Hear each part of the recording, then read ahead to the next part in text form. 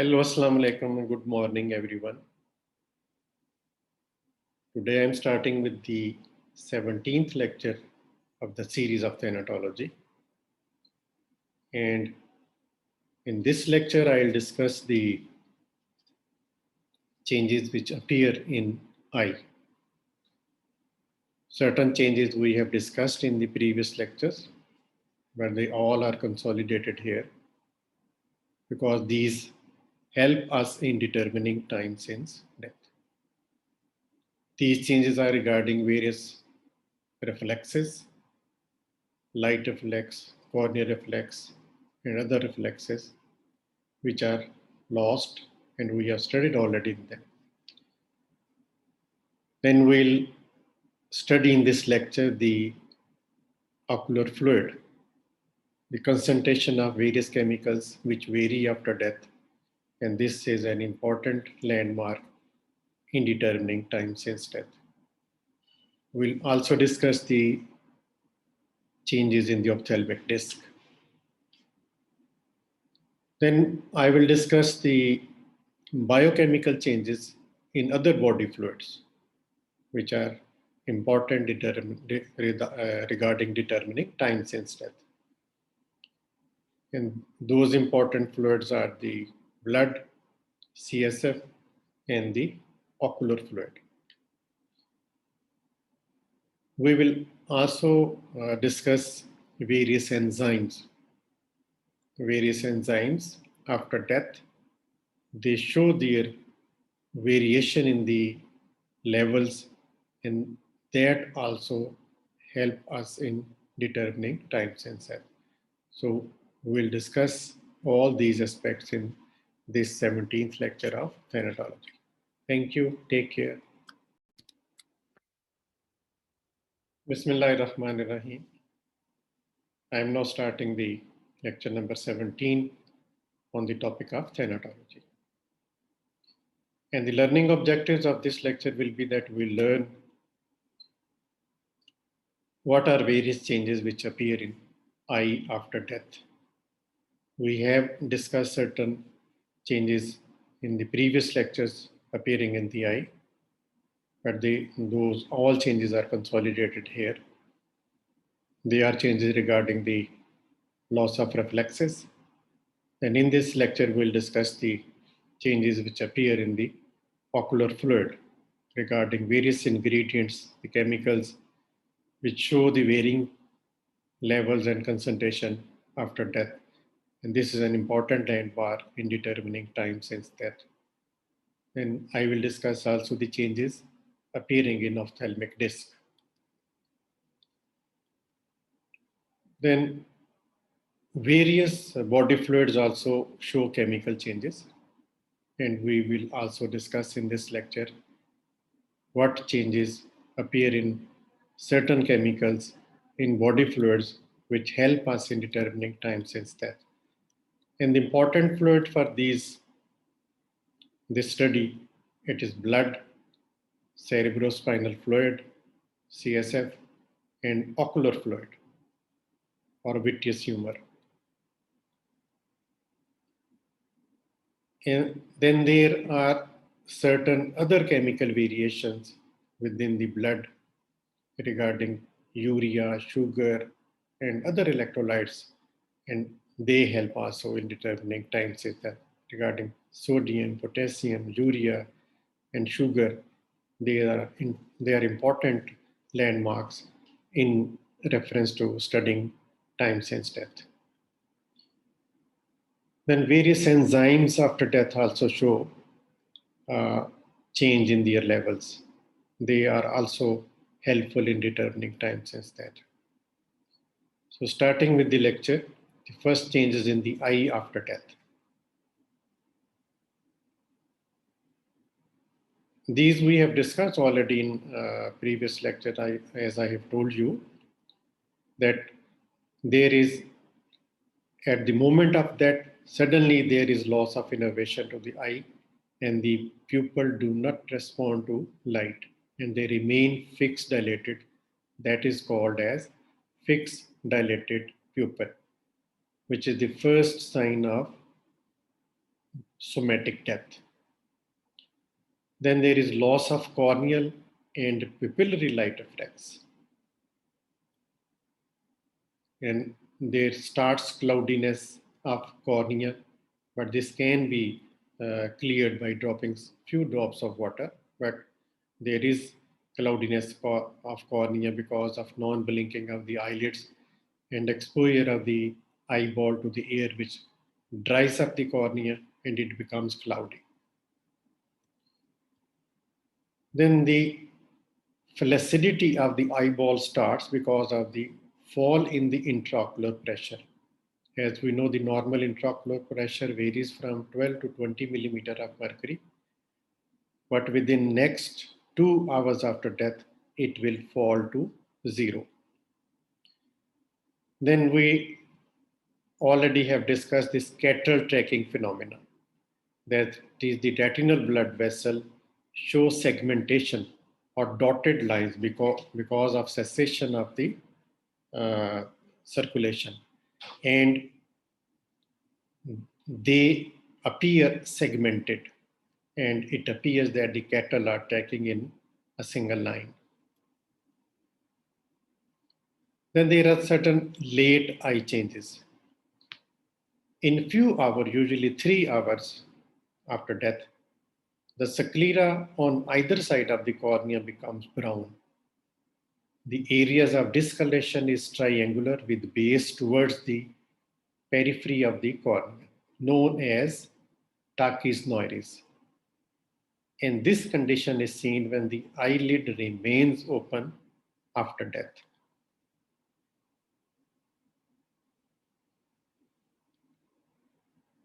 Then in about 10 to 12 hours, the cornea starts becoming milky, and then the ophthalmoscopy will be difficult. Then there are certain changes in the disc. White disc become yellow. And 3 hours after death, the pattern of choroidal vessels is disturbed and they become hazy. And after about 5 hours, they assumes homogeneous pale color. And after 6 hours, the disc outlines become hazy. And after 7 to 10 hours, the disc outline is blurred. And by 12 hours, the disc can be traced with great difficulty. And after 12 to 15 hours, it is difficult to locate, only the deep brown color can be made out.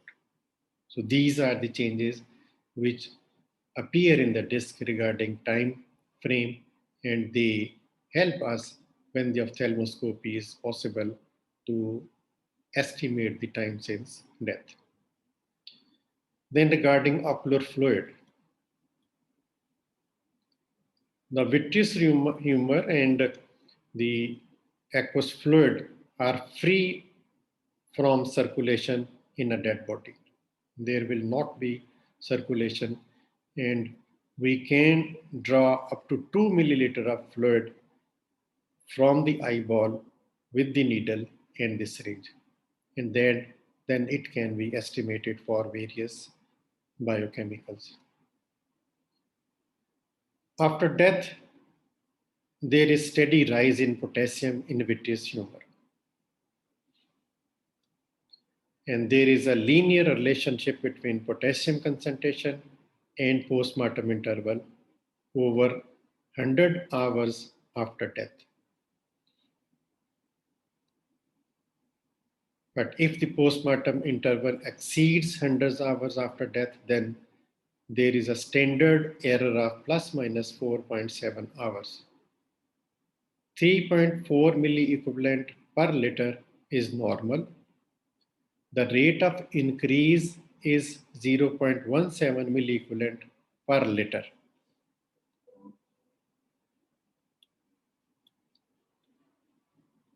Then the biochemical changes after death. They help in various ways. When the injury is not present and autopsy reveals no significant anatomic or pathological abnormality, they also help in evaluation of physiological effects of a recognizable anatomic lesion, and they help in estimation of time since death. The three body fluids are most important: blood, CSF, and vitreous humor.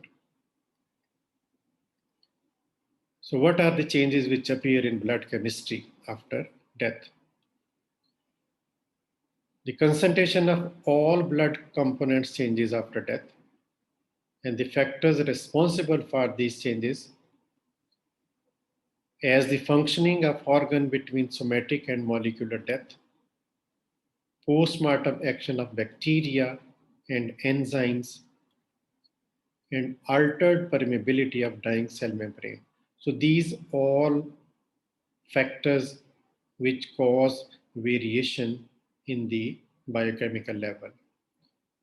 At the time of certain natural death, some changes take place in blood due to altered functions like agnal acidosis, which is associated with marked increase in lactic acid, non-protein nitrogen over 100 milligram percent, and increase in blood urea over 75 milligram percent, and increased amino acid nitrogen above 12 milligram percent. All these changes are as a result of tissue breakdown. Then regarding pH of blood, the pH of blood and tissue falls. That is, becomes acidic due to a terminal accumulation of carbon dioxide and lactic acid after death. After about 24 hours, due to production of ammonia from enzymic breakdown of the proteins, the pH start rising and it becomes again alkaline. So initially it is acidic, but after 24 hours it becomes alkaline. Then plasma chloride, normal level is 95 to 105 millimole per liter. But soon after death, the chloride in the plasma and RBCs equalize and become 74 millimole per liter. Then the concentration drops due to extracellular diffusion and becomes half, that is 37 millimole per liter in 72 hours. And milligrams per deciliter, it is equal to 18 milligrams per deciliter. Then magnesium. Normal value is 0.07 to 1.2 millimole per liter. With the onset of putrefaction, it starts rising and reaches 8 times than normal in 72 hours. Then potassium. Normal value is 3.8 to 5 millimole per liter, and it starts rising after death owing to the diffusion of the vascular endothelium and post-mortem accumulation of various enzymes. This is an also important parameter that various enzymes show variation in their concentration. The serum amylase is 23 to 85 international unit per liter. Lactic dehydrogenase is 90 to 250 units per liter. Acid phosphatase is up to 0.7 units per liter. Alkaline phosphatase is 30 to 95 milliunits per liter. Transaminase is 5 to 35 milliunits per liter.